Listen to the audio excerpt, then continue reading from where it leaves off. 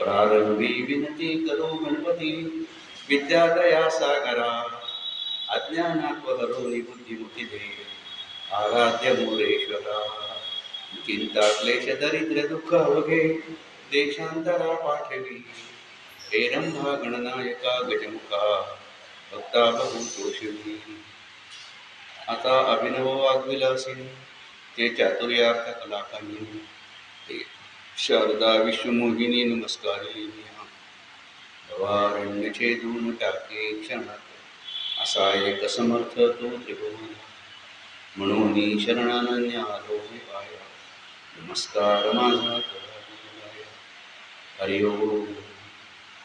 माऊली ज्ञानेश्वर भक्त शिरोमणी श्री नामदेवराय शांतीसागर श्रीनाथ महाराज भक्तिशक्तीचा आदर्श असणारे समर्थ रामदास स्वामी जगतवंद्य जगद्गुरु श्री संत तुकाराम महाराज परमपूज्य गुरुमाता गुरुमाऊली श्री कलावती आई आणि समोर बसलेले मायबाप सर्व श्रोते. आजचा आपला विषय आहे विराणी किंवा विरहिणी ज्ञानदेवाची. प्रत्येक संतांनी विरहिणी लिहिलेल्या आहेत, विराणी लिहिलेल्या आहेत. सुरुवात माऊलींनीच केलेली विरहिणी लिहिण्याची. तुझ्या मुरलीची ध्वनी अवचित पडली कानी, तुझ्या मुरलीची ध्वनी अवचित पडली कानी, मी घरधंदा विसरले आहारे सावरिया, मी घरधंदा विसरले आहारे सावरिया, अशी नाथ महाराजांची विरहिणी. बाळ सगुणाचे ताने ग, बाळ दिसते गोजिरवाणी, काही सांगता गाराणी गोकुळच्या नारी, किंवा परब्रह्म निष्काम दोहा गवळिया घरी, वाक्यावाळे अंधु तृष्णा नवनीत चोरी. या नामदेवांच्या गवळणी, पण तशीच नामदेवांची जशी गवळणी तशी कृष्ण अनुरागे रंगिली कामिनी, कामधाम विसरूनी गेली, यासारख्या नामदेव महाराजांच्या विरहिणी. तर तुकाराम महाराजांच्या विरहिणी आपण एकदा घेतल्या होत्या. त्यात ती विरहिणी अगदी ठाम. वाळवत मन जन म्हणतो शिंदळी, परी ह्या वनमाळी न विसरे. मला लोकांनी शिंदळी म्हणलं तरी चालेल, पण मी ह्या वनमाळीला विसरणार नाही, अशी ती विरहिणी. किंवा याची लागी झाली आहे उदास, सांडून आपुल्या परक्यांची असं, की याची लागी निधी ध्यास धरला निळा म्हणे, निळा महाराजांची विरहिणी. किंवा सेना म्हणे झाली वृत्ती तदाकारी, परतोनी संसार मुलीची. म्हणजे ज्ञानदेव, नामदेव, सेना महाराज, निळोबाराय, नाथ महाराज, जनाबाई, तुकाराम महाराज, मीराबाई, भानुदास महाराज, अनेक संतांनी नाना प्रकारच्या भक्तीच्या रचना केल्या, अभंगाच्या रचना केलेल्या आहेत. नाना प्रकारचं साहित्य सृजन केलेलं आहे. नाना प्रकारांनी विठ्ठलाची आळवणी केलेली आहे. त्यात विराणी किंवा विरहिणी, गवळणी या तेवढ्याच महत्त्वाच्या आहेत. आता विराणी म्हणजे किंवा विराणी, विरहिणी म्हणजे नक्की काय, असा थोडासा एक प्रश्न पडेल. तर रसांचा राजा शृंगार, आपल्याला सगळ्यांना माहिती आहे की नवरस आहेत. आणि रसांचा राजा शृंगार म्हणजे माऊलींनी तर ज्ञानेश्वरी सांगितले की शृंगाराच्या माथा पावलं ठेवून. ज्ञानेश्वरीत शांत रसाचा उद्भव केलेला आहे की शृंगाराच्या वरती जो रस आहे तो शांत रस आहे.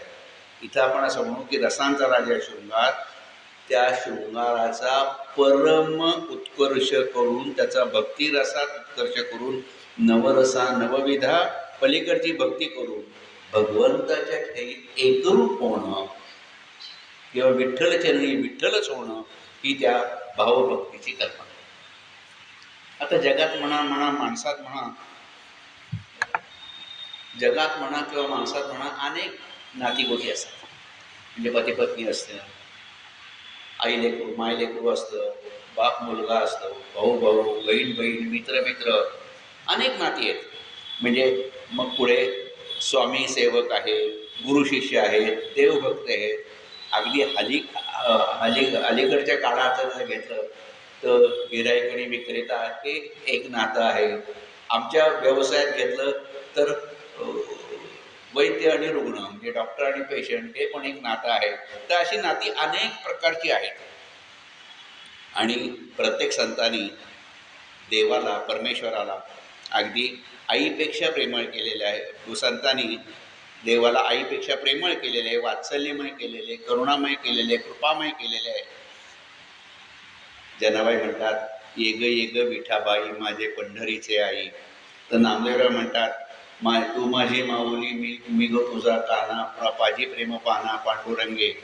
असे म्हणून विठ्ठलासारख्या बालकासारखा लढीवाळ करतात. अर्जुन भगवंताशी सख्य मैत्री करतो. मग अर्जुन कधी कधी भगवंतावर रागवतो, त्याच्याशी कुस्ती खेळतो, म्हणजे त्याला असं वाटतं की हा देव हा माझा मित्रच आहे, म्हणजे ही सख्य मैत्री करतो. कधी चिटकून म्हणजे चिडून फटकन सुद्धा भगवंताला बोलतो, असा अर्जुन बोलतो. तर तुकोबाराय अभंगातून विठ्ठलाचे कधी कधी हमाल होतात. म्हणजे तिला ज्ञानोत्तर भक्ती म्हणतात तशी ज्ञानोत्तर भक्ती करतात. आणि आपल्या मालकाने म्हणजे विठोबारायाने कृपेचे अमाप धन आणलेले आहे, ते तुम्ही या आणि तुम्ही लुटून जा असं म्हणतात. ते म्हणतात, तारू लागले बंदरी, तारू लागले बंदरी चंद्रभागेची या तरी, तारू लागले बंदरी चंद्रभागेची या तरी, लुटा लुटा संत जन. हे तारू कसलं आहे म्हणजे भगवंताचंच तारू आहे, ज्याने आणलेलं आहे. लुटा लुटा संत जन अमुक हे धनराशी, ही भक्तीची धनराशी भरपूर आहे. तुका जवळी हमाल, तुकाराम महाराज काय म्हणतात, तुका जवळी हमाल, मी हमाले, तुम्ही या लुटायला, मी तुम्हाला मदत करतो, तुम्हाला पोती उचलून देतो, घ्या तुम्ही लुटा. जवळी हमाल म्हणजे त्या भक्तीची त्यांच्या ठिकाणी देव होती, पण ती ज्ञानोत्तर भक्ती करतायत की दुसऱ्यांना सांगतायत, लुटा लुटा हे अमुक जन भार चालवे विठ्ठल. तसंच दास्य भक्तीचं जर उदाहरण घेतलं तर लक्ष्मण म्हणा किंवा हनुमंत, हे दास्य भक्तीचे आदर्श आहेत. असो नाते कुठल्याही रूपातले असो, देवभक्ताचे नाते हे देवभक्ताच्या नात्यासारखे, त्याला दुसरी कुठली उपमा नाही, ते अनुपमेय. म्हणजे त्याच्यासारखंच नातं ते. म्हणजे 9व्या अध्यायाच्या बाबतीत मौलीने म्हटले की 9व्या अध्याय कसा आहे की श्रीकृष्णाने अर्जुनाला सांगितलेला जो 9वा अध्याय कसा आहे, तो 9व्या अध्यायासारखाच आहे. हिमालय कसा आहे, हिमालयासारखा आहे, त्यांना उपमा नाही, ते अनुपमेय आहे. तसं भगवंत आणि भक्त यांची भक्ती ही अनुपमेय आहे. असं या वर्णिलेल्या साऱ्या भक्ती प्रकारात माणसात कधीतरी गौणपणा येऊ शकतो, कुठेतरी न्यूनता येऊ शकते. पण एकच नातं असं आहे की ज्यात कोणतीही कमतरता नसते, ज्यात कोणताही गौणपणा नसतो, ते म्हणजे पती-पत्नीचे नाते. म्हणजे हे पती-पत्नीचे नाते आपल्या ह्याच्यापर्यंत, आता पुढच्या ह्याच्यात मी काही सांगत नाही, पण जे पती-पत्नी जाते ते अभेद असते, त्याला कांतासक्ती म्हणतात. काय म्हणतात? कांतासक्ती म्हणतात. पत्नी प्रेयसी या भूमिकेतून भगवंताची किंवा गुरुची भक्ती करणे ही श्रेष्ठ भक्ती प्रकारात मोडली जाते. बाकी भक्ती प्रकारातून कदाचित न्यूनता येऊ शकते एकाच वेळी, पण पत्नी कशी असते, ती एकाच वेळी पत्नीचंही भूमिका वटवू शकते, त्याप्रमाणे ती वात्सल्यही आणू शकते, दास्य भक्ती करते, सख्य भक्ती करते, सहजपणे सगळ्या भक्तींचा तिच्यात परिपोष असतो. अगदी कालिदासाने वर्णन केलेल्याप्रमाणे गृहिणी सचिव सखिमिथा प्रिय शिष्या ललितो कलाविदो. ती गृहिणी कशी असते, ती गृहिणी असते, त्या माणसाची शिष्या असते, ती त्याची प्रिया असते, सगळं म्हणजे ती सगळं करणारी असते. अशी पत्नीचं जे रूप आहे ते असं असतं. हा पत्नीला मोठेपणा आहे. म्हणजे तो जर पुरुष असेल तर ती प्रकृती असते, ती प्रकृती सगळं करणारी असते, आणि पुरुष निमूटपणे सगळं तिचं ऐकतो, सहन करतो, वगैरे वगैरे. माऊलीनी स्त्री पुरुष या भक्ती नात्यासाठी पती पत्नी, नवरा बायको असे शब्द न वापरता कांत व कलत्र, कांत म्हणजे पती, कलत्र म्हणजे पती, किंवा वल्लभ आणि कांता असे शब्द वापरले. भगवंत आपल्या परमभक्ताला कलत्र म्हणतात, आणि कलत्र म्हणतात तेव्हा ते त्याची जीवापाड काळजी घेतात. आपल्या भक्ताला कलत्र म्हणतात, आपली पत्नी म्हणतात, आणि ते जीवापाड काळजी घेतात.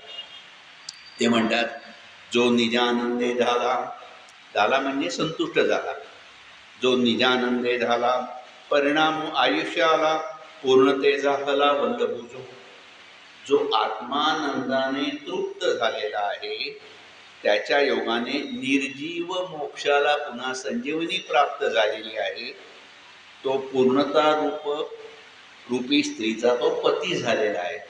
म्हणजे ह्या उपमा अगदी सहजपणे ते दिल्या जातात.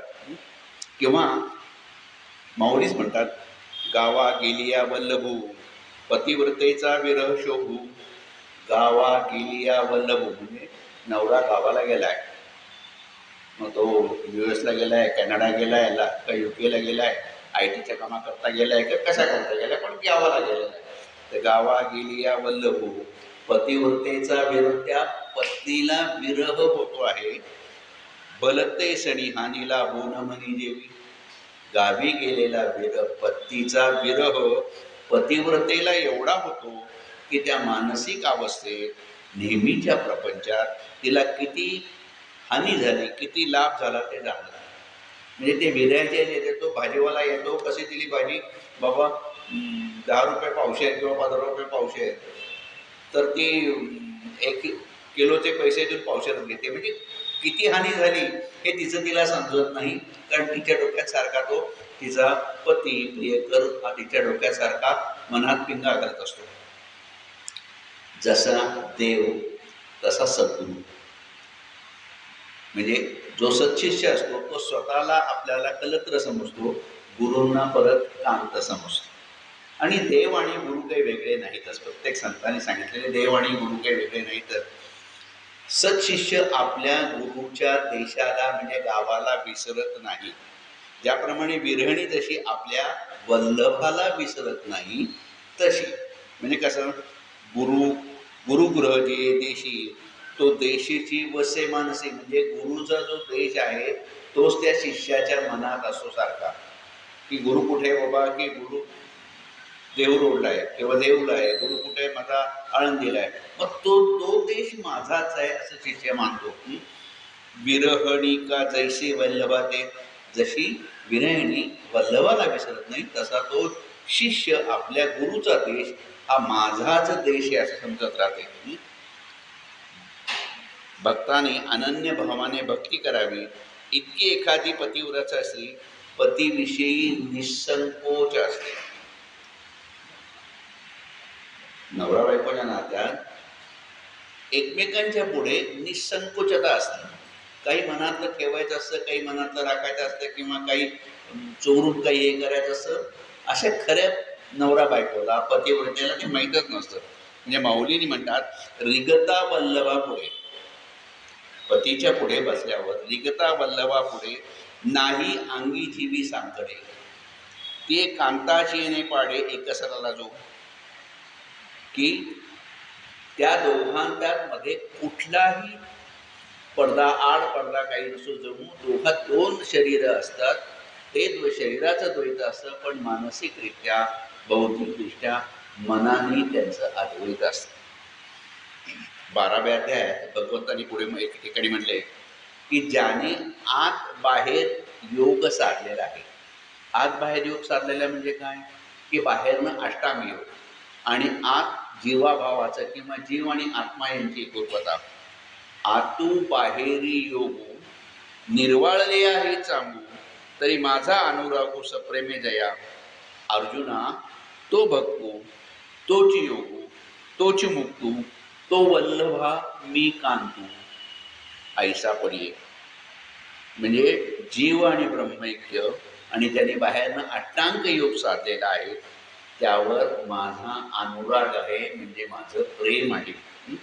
तो माझा भक्त आहे, तो मुक्त आहे, म्हणजे कर्मबंधनातून तो सुटलेला आहे. त्याच्या ध्यानी मनी स्वप्नी माझ्याविषयी अनुराग आहे, म्हणजे माझ्याविषयी आत्यंतिक प्रेम आहे. तो माझी प्रिय पत्नी आहे आणि मी तिचा वल्लभू आहे, मी तिचा कांत आहे, असं माऊलीने म्हटलेलं आहे. म्हणजे श्रीकृष्ण आणि श्रीकृष्णांच्या मुखातून माऊलीने सांगितले, किंवा माऊलींच्या हस्ताक्षरात श्रीकृष्णाने सांगितले. हे देवाने भक्तांबाबत सांगितले. पण सद्गुरू म्हणजे मग असे म्हटलं, सद्गुरू म्हणजे देवच, आणि सद्गुरूंच्या ठाईपणे हा भाव माऊलींनी 13वा अध्याय तो व्यक्त केलेला आहे. ते म्हणतात, हे दीनबंधू सद्गुरुदेवा, सदैव कारुण्याच्या सागरा, ज्याला विशद स्पष्ट झालेला आहे, अनुभूती झालेली आहे, असा ब्रह्मविद्यारूपी वधूचा प्रियपती तू ऐक. ऐकेगा आर्तबंधू, निरंतर कारुण्य सिंधू, विशद विद्या वधू वल्लभ आहे. म्हणजे ही जी एवढं सांगायचं कारण की पतिपत्नीचं नातं असं जे असतं ते अजोड नातं असतं, अद्वैतात्मक असतं. त्यांच्यापुढे एकमेकात कुठल्याही प्रकारचा आडपाडता नसतो. म्हणून हे नात्याला त्यांनी मोठेपणा खूप दिलेला आहे. एखादा मनुष्य संन्यास घेतो, पूर्वीच्या काळी संन्यास घ्यायची पद्धत होती, आणि मग संन्यास घेतला की त्याला संन्यासाचे नियम पाळावे लागायचे. ते संन्यासाचे नियम म्हणजे त्याला योगपटल असं म्हणतात. योगपट असे म्हणतात. म्हणजे आणि मग ते योगपट हे पाळायचे. ते नवीन संन्यासी असतात, ते नियम कसे पाळायचे अशी ती संन्यासाला मोजणी लागलेली असेल. मोजणी लागलेली असेल म्हणजे जाज लागलेला असो, धाक लागलेला असो की हे कसं पाळायचं. पण ते पाळण्यासाठी म्हणजे ते म्हणतात की ते योगपटाची मौनी. आता योगपटाच्या बद्दल अर्थ सांगितलं की ते नियम, संन्यासाचे नियम म्हणजे योगपट. ते योगपटाची मौनी, जीवी अनियम चिंतवणी, ते सांडून येणे मनणी वल्लभा जशी. म्हणजे पती निधनानंतर पतीला सोडून देण्याची जी जाणत नाही अशी पतीला सोडून देण्याची जाणत नाही म्हणजे काय की ती आता सती जाणार आहे, ती मागे राहणार नाही. पतीला मी सोडणार नाही, पती गेलाय मी जाणार. त्याच्याबरोबर सहगमन करण्याची ती ठरवते. तद्वत ज्याने नवीन संन्यास धर्म स्वीकारलेला आहे त्या शिष्याने त्याच्या गुरूंनी सांगितलेले सर्व धर्म नियम अहोरात्र पाळण्याची जशी मोजणी म्हणजे चिंता त्या शिष्याला लागलेली असते, कोणत्याही परिस्थितीत ते नियम पाळायचे अशी ते सहगमन करणाऱ्या स्त्रीचे. म्हणजे योगपटाची मौनी सांगण्याचा उद्देश असा आहे की ते इतके नियम असे पाळले जातात आणि मग ते कांत आणि कांता किंवा वल्लभ आणि कलत्र हे यांची ताटातूट न होण्याचे सगळे नियम ती कलत्र पाळत असते, ती स्त्री पाळत असते. किंवा म्हणजे तो भक्त, स्त्री म्हणजे तो भक्त. पती पत्नीच्या संबंधात वल्लभ आणि पत्नी ज्ञानदेवानी कलंत्र कांता असे शब्द वापरले. ते म्हणतात तैसे ते माझे कलत्रे जाणीचे, कायसेनेही लाजे तयांची निवी. किंवा तो भक्त म्हणजे असं धरून चालू की ती देवाची कांता, त्या भक्ताला कुठलीही दोषीच पडू नये. आपण पाहतो की पती काय करत असतो की पत्नीला कुठल्याही प्रकारचा त्रास होऊ नये, शक्यतो त्रास होत नाही म्हणून तिची काळजी घेण्याचे तो पाहत असतो. म्हणून जसं ते तो पाहत असतो तसं म्हणून देव म्हणतात एरवी माझे या भक्ता, एरवी माझे या भक्ता आणि संसाराची चिंता. माझ्या भक्ताला आणि संसाराची चिंता काय समर्थांची कांता कोरांना मागेल. एखादा चांगला सावकार आहे, पैसेवाला आहे, गब्बर आहे आणि त्याची बायको काय बाहेर जाऊन पोरांना मागायला मागेल काय. तिचा पती म्हणजे कोण, देव. तुम्ही समर्थ आहे, काय समर्थांची कांता कोरांना मागेल. तशीच एखाद्या माणसाला लक्ष्मी प्रसन्न झाली, ते भरपूर म्हणजे आधी गरीब होता, गरिबीत वर आला, कष्ट केले, पैसे मिळवले, लक्ष्मी प्रसन्न झाली, लक्ष्मी त्याच्या घरी राहायला लागली. लक्ष्मीने एक महत्त्वाचं सांगितलं आहे, तुम्ही माझ्या एकट्याची अपेक्षा धरू नका. तुम्ही माझ्याबरोबर माझा पती विष्णू काय श्रीकृष्ण काय म्हणून त्याच्याशिवाय मी कुठेही राहणार नाही. तुम्ही माझ्या एकट्याची कधीही नुसतीच ती येईल, लक्ष्मी येईल आणि आमच्याकडे येईल नाही. जिथं विष्णूचं पूजन अर्चन भक्ती चाललेली असते तिथंच मी येणार असं ते सांगते. पण तरीही लक्ष्मीच्या बरोबर ज्या अष्टसिद्धी असतात त्या लक्ष्मीच्या दासी आहेत. अष्टसिद्धी जे आहेत अणिमा, गरिमा, लगिमा, महिमा वगैरे या सगळ्या प्राप्ती, प्राकाम्य या सगळ्या ज्या, तर ह्या सगळ्या ज्या आहेत त्या अष्टसिद्धी या लक्ष्मीच्या दासी आहेत. तर लक्ष्मी एखाद्या माणसाकडे तो जो नुकताच श्रीमंत झालेला आहे, नवश्रीमंत आहे, तर ती लक्ष्मी त्याच्यावर प्रसन्न होऊन त्याच्या तिथे येऊन राहायला लागली. तर त्या सगळ्या अष्टसिद्धी तिच्या जशा दासी होतात तसं त्या अष्टसिद्धीने माणसाच्या घरी येऊन सुद्धा राहतात. म्हणजे कसं सांगितलंय की ह्या त्या व्यक्तीच्याही त्या दासी होतात.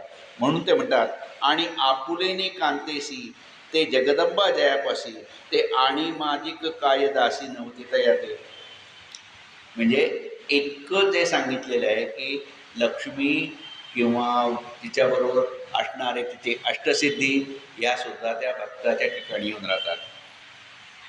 चराचरात आपण पाहिलेले की भगवंत पुरुष असतो आणि स्त्री ही प्रकृती असते. म्हणजे अगदी थोडक्यात सांगायचं म्हणजे का निर्गुण निराकार सगळा भगवंत आहे आणि निर्गुण निराकार तो त्याच्या मनात येतं बाबा की त्याला एकट्याला एकाकीनं रमते असं जे वर्णन केले. त्याला एकट्याला नाही, त्याला करमत नाही की काहीतरी का एकाकीनं रमते. मग त्याच्या मनात येतं की एकोहम बहुस्या, मी एकटा आहे, बहुरूपाने प्रगट व्हावं. आणि जेव्हा ते बहुरूपाने प्रगट होण्याचं ठरवतो, संकल्प करतो, त्यासाठी सृष्टीचा सारा प्रसारा दिसायला लागतो. मग हे काम कोण करतं? तर भगवंताच्याच ठिकाणी असलेली प्रकृती. पण ती प्रकृती कशी आहे? म्हणजे प्रकृतीत आपण म्हणतो की ज्याला फिजिक्समध्ये किंवा इंग्लिशमध्ये पोटेन्शियल एनर्जी म्हणतात, ती प्रकृती ती सगळे करत असते.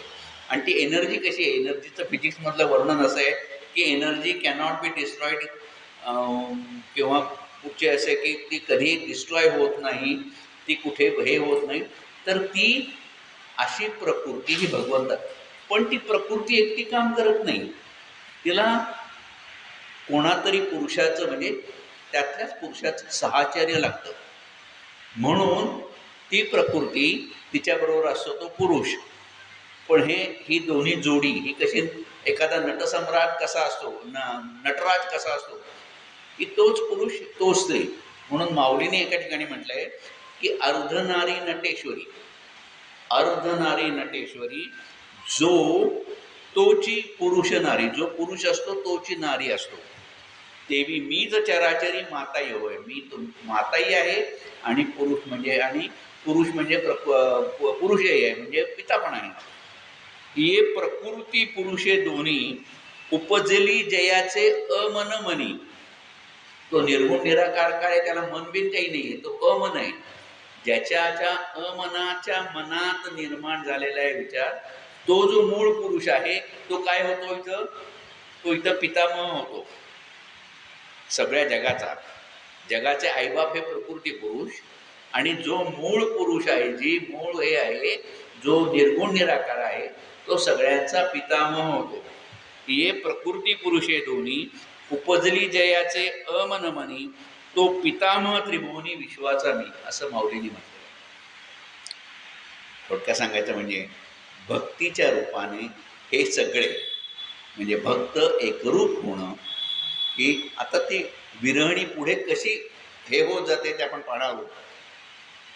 नारद सूक्तात, नारद भक्ती सूत्रात भक्तीचे 11 प्रकार सांगितले. तिथं भगवंताला सर्वस्व अर्पण करणं, भगवंताला सर्वस्व अर्पण करणं म्हणजे तदार्पित अखिल चारता, किंवा त्याच्या विस्मरणाने परमेश्वर नाही आपल्यापाशी, किंवा तो आपल्याला दिसत नाही. जेव्हा नामदेवराय पंजाबच्या दिशेने जात असताना एकटे जात असते, मग रात्री सगळं चालू झाल्यावर सगळे लोक, बाकीचे बरोबरची मंडळी झोपे गेल्यावर नामदेवराय विठोबाचं चिंतन करायचे आणि मग विठोबाला आळवायचे, अरे विठोबा मला तुझी किती आठवण होते रे, तुला माझी होते का रे. म्हणजे त्याच्या आठवणीने व्याकुळ व्हायचे. तर तदविस्मरणे परम व्याकुलता, परमेश्वराच्या बाबतीत त्याला विस्मरण, त्याचं तर तो नाही आहे म्हणून व्याकुळ होणं, असे हा कांतासक्ती भक्तीचा हा प्रकारच आहे. आपल्या लेखनात सगळ्या संतांनी तो आणलेला आहे. प्रत्येकात त्याचे रूप वेगवेगळे आहे. त्यात गवळणी आहे, गवळणी शृंगार आहे, वात्सल्य आहे. विराणीत म्हणजे विरहिणी, ज्याला आपण आता जो आजचा आपला विषय आहे विरहिणी, त्या विरहिणीत तळमळ आहे. त्याला विप्रलंब शृंगार असं सुद्धा म्हणतात. मग त्या तळमळ कशी असते, मग ती जी प्रियसी असती तो आपला प्रियकर जवळ नाही किंवा पती जवळ नाही म्हणून ती उसासे टाकते. तिला तिच्या बोलण्यातनं वागण्यातनं अर्थता आहे. नैनातून श्रावणधारा लागलेल्या आहेत, सारं सारे आहे आणि सगळं काही विरहाच्या लक्षणाने युक्त असते. या विरहणीत एक प्रकारचा शृंगार असतो, त्याला विप्रलंब शृंगार म्हणतात. आता शृंगार म्हटलं की आपल्याला गोपीकृष्णांचा शृंगार नजरेसमोर येतात. त्यांची रासक्रीडा दिसते, गवळणीच्या बाबतीत ती दिसतात. म्हणजे नामदेवरायांचा अभंग आहे एक पहिला, एक एक नारी एक एक कृष्ण. त्या सगळ्या गवळणी जिथं वृंदावनात जमल्या संध्याकाळ रात्रीच्या वेळेला, ते एक एक नारी एक एक कृष्ण करावया पूर्ण इच्छा त्यांची, प्रकृतीशी ऐसा भुलला गोविंद. नामदेवरायांचे शब्द आहेत ना, प्रकृतीशी ऐसा भुलला गोविंद करीती आनंद नामा म्हणे. किंवा दुसरा असाच एक अभंग आहे की लोपला आदित्य चढे चंद्रप्रभा. सूर्यास्त झालेले आहे, हळूहळू चंद्राचा प्रकाश सगळ्या भूतलावर पडायला लागलेला आहे. लोपला आदित्य चढे चंद्रप्रभा, वृंदावनी शोभा सुशोभित, देहुडा पाऊली उभा तये बनी. देहुडा पाऊली तो उभा आहे, पावा वाजवतोय. वेणू चक्रपाणी वाजवतो, चक्रपाणी वेणू पावा बासरी वाजवतोय. ऐकताची नाद गोकुळच्या नारी, ऐकताची नाद गोकुळच्या नारी, पहावया हरी निघताती. तो नाद ऐकल्यावर किंवा पाव्याचा किंवा बासुरीचा आवाज ऐकल्यावर सगळ्या अशा तक्कन जाग्या होतात आणि त्या हरीला पाहायला त्या उठायला लागतात. मग त्या काय काय करत होत्या, नामदेव महाराज म्हणतात, भ्रतार शेजेशी टाकून उठते. आपला नवरा आपल्या शेजारी झोपलेला आहे, त्याला टाकून त्या उठतात हरीला पाहायला निघायला. वाढीता पंग, कोणी घरात जेवायला बसले, सासू सासरे बसले, दीर नणंदा बसलेल्या आहेत, त्या वाढतायत, पंगत वाढतायत. ती पंगत वाढायचं सोडून त्या निघतायत लगेच. स्तन देता बाळे टाकिली भूमीसे. त्या बाळांना भूमीवर ठेवून दिलेलं आहे. मोकळ्या केशी निघतात, ती केस मोकळे आहेत काही हे त्याच्यात निघतात. नामा म्हणे आयशा गेल्या देवापाशी, नामा म्हणे आयशा गेल्या देवापाशी, आनंद मानसी न समावे.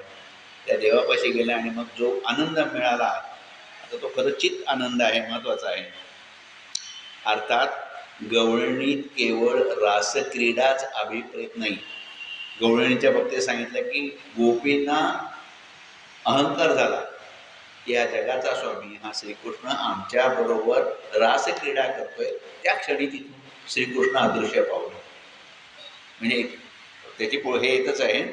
पण पतिपत्नींचा, दोन प्रेमिकांचा शृंगार असतो.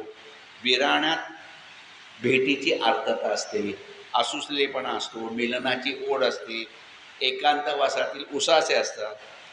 आणि हे सारं असतं. त्याबरोबर बाह्य उपचार जे केले जातात, कारण ती आर्तता होती, ती म्हणजे तिला सगळा दाह होतो, शरीराचा दाह होतो. ते बाह्य उपचाराने तिला काहीही होत नाही असं महत्त्वाचं सांगितलं. आता ह्याच्यात एक महत्त्वाचं लक्षात ठेवा, या विरहिणीत म्हणा, ह्या शृंगारात म्हणा, विषय लंपटता नसते. विषय लंपटता अजिबात नसते. यात भक्तिप्रेमासाठी द्वैत भावना असते, नाही असं नाही. पण अनुरागाचा किंवा निखळ भक्तीचा हा विरहातून दाखवणारे अद्वैत असते. ते अद्वैत आपलं मर्यादा सोडत नाही.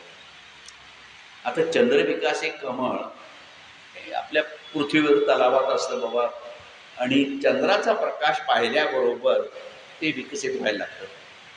त्यांचं प्रेम कसं आहे, तो चंद्र इतक्या लांब दूर आणि इथं पृथ्वीवर ते कमळ, पण ते फुलायला लागतात.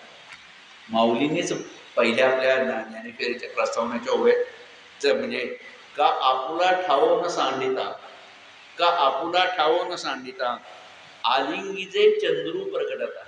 आपला ठाव न सांगता ती कमळिनी चंद्राला मिठी मारते, आपला ठाव न सोडता. हा अनुरागू भोगिता, हा ज्याला प्रेम आहे ते कुमुदिन आहे. ते कुमुदिनला त्या प्रेम समजतं की कसं करावं. म्हणजे ह्याच्यात विषय लंपटता नसते. खरे प्रेम असतं, उथळ प्रेम काही नसते, ते आपली मर्यादा सोडत नाही. एक शेवटचं म्हणजे विरहिणीच्या मुख्य विषयाकडे जाताना म्हणजे थोडंसं हे विरहिणी, विप्रलंब, शृंगार, गवळणी ही संकल्पना थोडासा त्याचं म्हणजे प्रस्तावनाच खूप होती, पण तो विषय जाण्यात येण्यासाठी जरा जास्त स्पष्ट करून सांगितले की गीते शेवटी शेवटी माऊलींनी क्रमयोगाची लक्षणं दिलेली आहेत अगदी शेवटी. म्हणजे आता गीता संपून झालेली आहे, सांगितलेली आहे. श्रीकृष्ण अर्जुना म्हणतं की मी सगळं सांगितले, तर तुला काय तुझ्या मनाला करायचं असेल ते कर, असं त्यांनी सांगितलं. म्हणजे आता तू उठ आणि युद्धाला लाग, ते अर्जुनाच्या मनावरच ठेवलेलं आहे.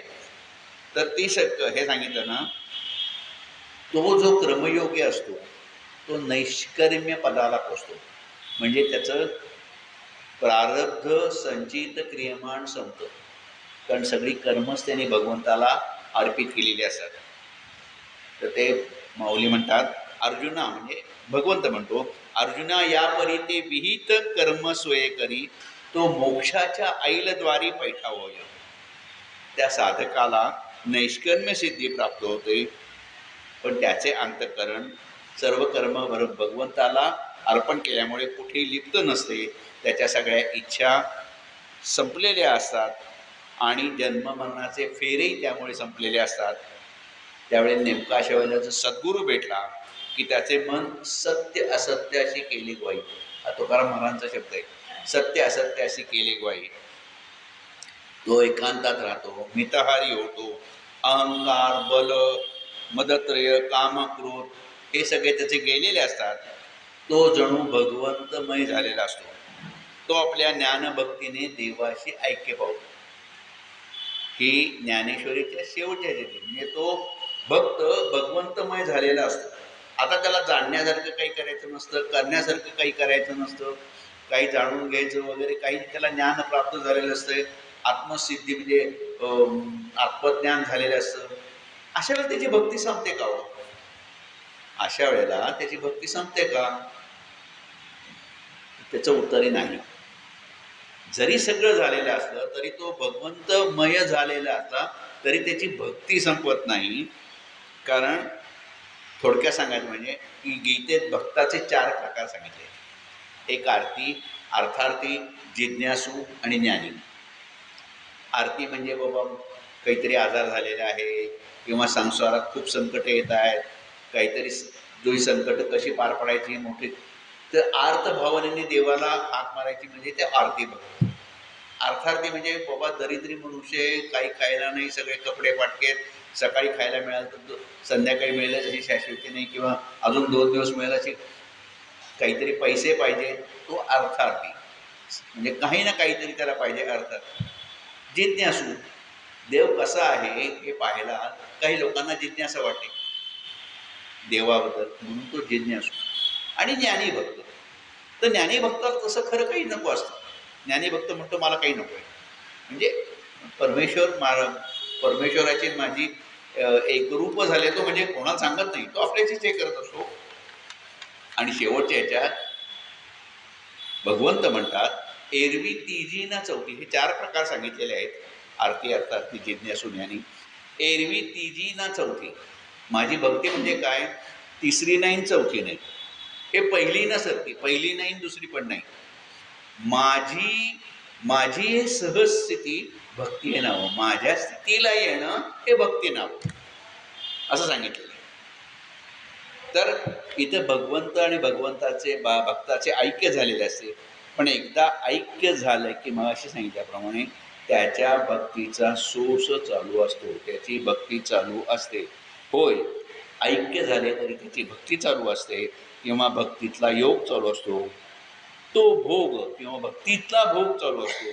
तो भोग म्हणजे विरहिणीशी भगवंताशी होणारे मिलन, आणि ते देहातीत इच्छेने चाललेले मिलन, त्यांची होणारी एकरूपता. आता सगळ्याच प्रकारची ज्ञानोत्तर भक्ती म्हणजे आता सगळ्या संतांना, माऊलींना म्हणा, नाथ महाराजांना म्हणा, तो हे सगळ्या संत, आपल्याला सगळे संत माहीत नाही, त्यांना आत्मबोध झाला होता, त्यांना ज्ञान झालं होतं. ज्ञान झाल्यावर त्यांनी म्हणजे गप्प बसायला पाहिजे ना की आपल्याला ज्ञान झाले, आपण परमेश्वरमय होऊन गेलो. पण त्यांनी त्यांचं ज्ञान तुम्हा आम्हाला दिलं, ही ज्ञानोत्तर भक्ती आहे त्यांची. ते त्यांनी आपलं ज्ञान तुम्हा आम्हाला दिलं म्हणजे ते आत्मबोधातच ते गुंग झालेले नाही आहेत.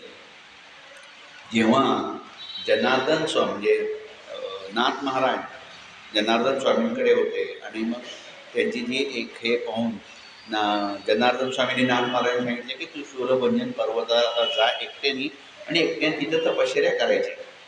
एकट्याने तिथं तपश्चर्या करायची म्हटल्यावर नाथ महाराज गेली बाबा तिथं ते धारेश्वराचं देऊळ, दोन सूर्यकुंड चंद्रकुंड पाहिली, तिथं रोज 4 वेळा स्नान करायची आणि तिथं आपली तपस्साधना केली.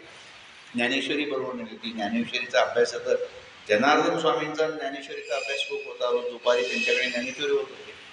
तसं नाथ महाराजांनी ज्ञानेश्वरी बरोबर नेली होती. ज्ञानेश्वरी दुपारी अभ्यास करायला होतो. जेव्हा तपश्चर्या करताना ते इतकी सहजपणे त्यांना समाधी लागून जायची, इतकी सहजपणे. तिथं लांबवर राहणारा एक गुराखी होता, म्हणजे गुराख्याचं पोर होतं. त्या गुराख्याच्या पोराने सांगितलं, आपल्या आजाला सांगितलं की आल्या तिथे एक लई लहान पोरग तपस्साधना का वगैरे ते देवाचं नाव घेत बसलेलं आहे. आजाने पाहिजे, अरे लई कोवळा पोर दिसते रे, एक काम कर, रोज त्याला आपलं एक बारीक जो माठ असतो किंवा गडू असतो तेवढं गडूवर त्याला दूध घेऊन जा आपल्या गाईचं. म्हणतो बाबांनी आजा मी नाही जाईल. रोज आपला तो दूध घेऊन जायचा, त्याच्याकडे ठेवायचं. म्हणजे पहिल्यांदा पाहिलं जेव्हा नाथ महाराजांनी त्यांना म्हणजे त्या गुराख्याकडे पाहून हसले, त्या मुलाकडे पाहून हसले. त्यांनी त्या आनंदाने स्वीकार केला. मग तो परिपाठच पडला की त्यांनी जोडून एके दिवशी तो गुराख्याचा पोर थोडंसं लवकर गेला तर तिथं एक मोठाच्या मोठा नाग सहसळत नाकांपासून जाऊ लागला. त्याच्यानंतर तो थोडासा घाबरला, पण ती लांबून जात होता म्हणून काही केलं नाही. दुसऱ्या दिवशी तो मुद्दाम जरा अजून आधी निघाला आणि पाहिलं तर काय की नाथ महाराज समाधीच्या अवस्थेत आहे आणि त्यांच्या कमरेला विळखा घालून एक मोठा 5 फडाचा नाग आणि त्यांच्या मस्तकावर डोल. त्याच दिवशी ते गुराख्याचं पोर मोठ्याने किंचाळलं आणि नाथांची समाधी बनली. नाथांची समाधी बनली. ते नाथांनी तो वेढा सोडला आणि तो सहसळ निघून गेला. ते नाथांचा त्यावर अभंग पण येतो, काळा मारा डंको आला पण काळाची कृपाळ झाला वगैरे, असा तो एक अभंग आहे नाथांचा. पण इकडं जनार्दन स्वामींना कळलं की नाथांना सहजपणे समाधी, निर्गुण समाधी अवस्थेत ते सहजपणे जात आहे. आणि नाथांची इच्छा अशी होती की आपण ह्याच्या पुढे फक्त परमेश्वराचं चिंतन करायचं, गृहस्थाश्रम वगैरे काही करायचा नाही, प्रपंच काही करायचा नाही, कुठल्याही बाबतीत ह्याच्यातनं मोकळेपणाने गेले. जनार्दन स्वामी तिथं आले. त्यांना कळलं की आपल्या शिष्याची त्यांना अपेक्षाही नव्हती, कल्पनाही नव्हती की नाथांना एवढ्या लवकर समाधी लागू शकेल अशी त्यांची अपेक्षाही नव्हती. ते आले आणि मग नाथांना सांगितलं की तुला आता सगळा भारतवर्षात प्रवास करायचा आहे. पहिले काही दिवस मी तुझ्याबरोबर येईन. मग त्यांच्याबरोबर ते त्र्यंबकेश्वरपर्यंत आले होते. तिथं चंद्रभटाकडे चतुश्लोकी भागवताचं त्यांनी हे केलं आणि चतुश्लोकी भागवतावर मग नाथांना निरूपण करायला सांगितलं. नाथांनी जो पहिला ग्रंथ लिहिला तो चतुश्लोकी भागवत. सांगण्याचा उद्देश काय की जनार्दन स्वामींनी नाथांना गृहस्थाश्रम स्वीकारण्याची आज्ञा दिली की तू गृहस्थाश्रम स्वीकार का, तर ही ज्ञानोत्तर भक्ती करायची, सगळ्या समाजाचं बोधन करायचे, समाजाचं प्रबोधन करायचे आणि मग सगळ्या समाजाच्या त्यांच्या भाषेत, त्यांच्या बोलीभाषेत अनेक भारुडं म्हणजे नाथांचाच एक अभंग आहे, आता माझ्या नेमका बरोबर तिथे शब्द आहे, पण पंडित निवृत्ती म्हणजे एकनाथी भागवत हा जसं ज्ञानेश्वरी सारखा ग्रंथ आहे तसं एकनाथी भागवत भावांतराने लिहिलं, पण लोकांच्या समयासाठी भारुडं अभंग असे लिहिले. म्हणजे सगळ्या लोकांना ज्ञानाचा प्रसार होईल. म्हणजे हे लोक सगळे मुकाट बसले असते नाही, त्यांनी ज्ञानोत्तर भक्ती केलीच नसते ना, त्यांचा उद्धार झाला असता. पण त्यांनी आपल्या उद्धारासाठी ज्ञानोत्तर भक्ती, ही ज्ञानोत्तर भक्ती तशी विरहिणी भक्तीची अशी अवस्था आहे की तिथं साधकाला आत्मबोध झालेला असतो, भगवंताशी एकरूप झालेला असतो. आपण आता माऊलींच्या विरहिण्यांकडे जाणार आहोत. तर माऊलींची विरहिणी जवळजवळ त्यांनी 38 विराण्या लिहिलेल्या आहेत. आणि त्याच्यात काय काय सांगतात माऊली ते आपण पाहूया. पहिलीच आपली जी माऊलींची विरहिणी ती म्हणते, कृष्ण वेधेली विरहिणी बोले, कृष्ण वेधेली विरहिणी बोले, चंद्रमा करीतो उभा रागे माये, चंद्रमा करतो उभा रागे माये, न लावा चंदनू अंगी न घाला व्यंजन वारा, हरिविण शून्य शेजारोग्य माये, माझे जीवीचे तुम्ही कावो नेणा, माझा बळिया तो पंढरी राणा व माय, नंद नंदनू घडी घडी आणा, तयावीण न वाचती प्राण व माये, बाप रखमा देवी बरू, विठ्ठलू गोविंदू अमृतपान वेमाय. कृष्ण वेदली विरहिणी, कृष्णाचा निधिध्यास, वेदली म्हणजे निधिध्यास लागलेली, कृष्णाचा निधिध्यास लागलेली विरहिणी विरहाच्या दाहात, म्हणजे परमेश्वर भेटत नाही याच्या दाहात ती अक्षरशः पोळते आहे. तिला चंद्राची शीतलता शांत, खरं म्हणजे चंद्र किती शीतल शांत असतो, म्हणजे उकड्याने जीव हैराण गेलेला असतो, चंद्राच्या प्रकाशात बसलो की गार वारा सुटलेला असतो, चंद्राचा प्रकाश किती सुखद आहे. पण तो चंद्रमा करतो उभारा गे माय, चंद्रमा उभारच करतो, चंद्रच उष्णता देतोय. न लावा चंदन अंगी, माझ्या अंगाला चंदन लावू नका, म्हणजे चंदन सुद्धा शीतल आहे. तो उलट चंद्रमा हे चंदन माझ्या विराची दर अजून वाढवतोय. तिला वारा घालूनही तिचा दाह कमी होत नाही. त्याचे कारण ती सांगते की माझ्या शेजेवर तो श्रीकृष्ण परमात्मा माझ्या शेजारी नाहीये, माझ्या शय्येवर तो नाहीये. माझ्या मनातली गोष्ट सखी तुला कशी कळत नाही, माझ्या अंगाचा दाह दूर करणारा तो बलदंड पंढरीचा राणा तो आहे. आणि सगळ्या जणींना मी वारंवार सांगते की तो नंदाचा नंद श्रीकृष्णाला घेऊन या, घेऊन या, घेऊन या. रुक्मादेवीचा हा वर जो विठ्ठल गोविंद, त्याची प्राप्ती होणे हाच माझ्या शरीराचा दाहरूपी विष घालवणारे अमृतपान आहे. माझ्या शरीराच्या विरहामुळे माझ्या शरीराचा एवढा दाह होतोय, आणि तो नंदनंदनू रुक्मिणीचा राणा तो आणा, त्याशिवाय माझे अंगाची दाह कमी पडणार नाही. इथून ती सुरुवात होती. म्हणजे कसा विरह आहे ते हळूहळू पण हे करणार होतो. आणि मग बाकी काही काही विरहिणी तुमच्या आमच्या चांगल्या ओळखीच्या आहेत, काही काही माहीत नाही आहेत. आता ही तर विरहिणी आपल्या सगळ्यांनाच माहिती आहे. मी चालीत म्हणणार नाही, तुम्ही इतक्या वेळ शांतपणे बसलात ते पडून जा. तर घनुवाजे गुणगुणा, घनुवाजे गुणगुणा, वारा वाहे ऋण जुणा, भवतारकू हा काना वेगी भेटवा. ती विरहिणी म्हणते की घनु वाजे, घनु म्हणजे घन आपले ढग, पण ते कसे वाचतायत, गुणगुणा अगदी शांतपणे वाचतायत. ढग गंभीरपणे, म्हणजे ढगांची मेघगर्जना असेल तर मेघगर्जनेत काय असतो, अहंकार असतो, उद्दामपणा असतो. तसा नाही आहे. हा मेघ कसा वाचतोय, गुणगुणा वाचतोय. वारा बाहेरून वारा शांतपणे वाहतोय. भवतारकू हा काना वेगी भेटवा. हा काना भवतारकू काना आहे, तुम्हाला वेगी लवकरात लवकर भेटवावं. चांदवे चांदणे चापेवो चंदनू, चांदणे चांदवो चांदणे चापेवो चंदनू, देवकी नंदनू विण नावडेवो, चंदनाची चोळी माझं सर्व अंग जाळी, कानो वनवाळी वेगी भेटवा. म्हणजे खरं दिदीने म्हणजे लता मंगेशकरांनी जे अर्थ स्वरूपात म्हणले ना, म्हणजे त्याला जसं एखाद्या हिऱ्याला सोन्याचं कोंदण असावं, तसं ते ह्या विरहिणींना ते सोन्याचं कोंड, म्हणजे त्यांचा आवाज हा सोन्याच्या कोंडणासारखा. म्हणजे मी घरी पाहिलं विचार करून की आपण ह्याच्यात म्हणायचं का, कशात गेयत म्हणायचं का की चंदनाची जोड, पण ते म्हटलं नको, हे लोक म्हणतील तुमचा विरह नको आम्हाला किंवा असू द्यावा. तर चंदनाची चोळी माझे सर्व अंग पोळी, कानो वनमाळी वेगी भेटवावं. सुमनांची शेज, फुलं टाकलेली आहेत शेजेवर अंथरुणावर. शीतळ व नेकी बोले आगीसारखी वेगी विझवाको. ती पुष्पशय्या सुद्धा मला आगीसारखी वाटे आहे. आणि ते म्हणतात तुम्ही गातसा सुस्वरे, ऐकूनी द्या उत्तरे, कोकिळे वर्धावे तुम्ही बाह्यानो.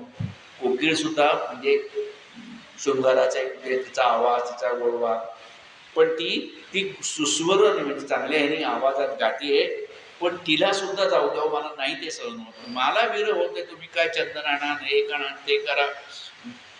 आणि शेवटचं ती म्हणतीये ते महत्वाचं आहे.